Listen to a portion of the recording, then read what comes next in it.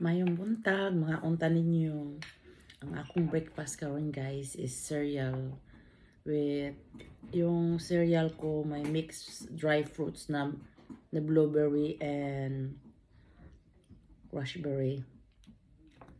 And then I have persimmon and pumpkin seeds. Ayun, liso ng kalbasa. And then chessy seeds, yung maliliit. Nya saging. Mga unta.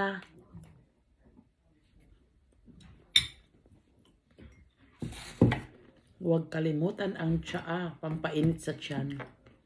Or coffee. But today, I have coffee. I put milk only but no sugar and honey. Kasi matamis na itong saging at saka persimmon matamis na. So, I just want to have a plain. And of course, yung cereal ko may yogurt.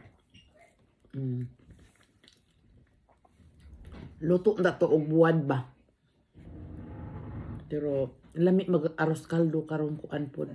Karon buntaga kay kanang malakas daw yung hangin ngayon daw. So be careful guys, stay safe kayo dyan when you're traveling. Okay? Dali, mga unta.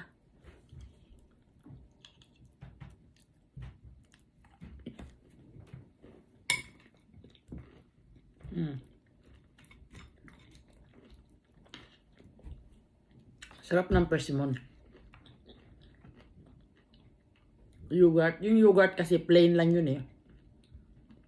Hindi matamis. Natural yogurt lang. Kasi yung prutas, malamig na kasi yung prutas. Hindi kasi malamig matamis, I mean. Correction. Matamis kasi yung prutas. Tsaka ito yung granule na, parang granule siya na cereal. It's already with the dried fruits. May mga dried fruits na siya eh. Ayun o, mga dry fruit siya. Ayun o. Meron ding blueberry, dried blueberries. O, diba? Kung wala kang fresh fruits, okay lang kasi mayroon naman siya mga dried fruits. Pero mas masarap, dagdagan mo na lang ng saging. Ito. Enjoy. Happy Sunday, everyone.